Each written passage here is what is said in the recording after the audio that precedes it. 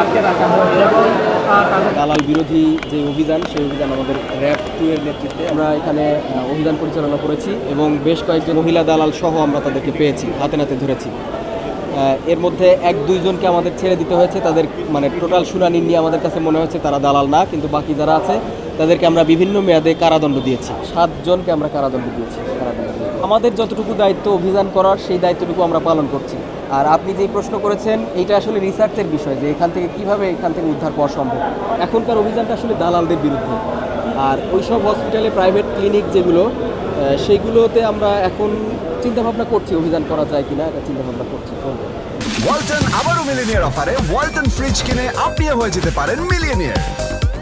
Millionaire ছড়াছড়ি দেশ জুড়ে, এটা শুধু ওয়ালটনই পারে। অবৈধ যে কোনো কিছুর বিরুদ্ধে আসলে আমাদের অবস্থা। আমরা ভবিষ্যতে সেই প্রাইভেট যে ক্লিনিকগুলো তারা সঠিকভাবে যদি আইন মেনে না চলে তাদের বিরুদ্ধে আমরা ভবিষ্যতে অভিযান করব। কর্তৃপক্ষদের কাছে আমরা সবসময় আমাদের বার্তা পৌঁছে দেই যে এই অপরাধের সাথে আপনারা আমাদেরকে সহযোগিতা করুন এবং নিজেরা এইখান থেকে বিরত থাকার চেষ্টা করুন। আমাদের বার্তা আমরা সবসময় পৌঁছে দিই তাদের কাছে।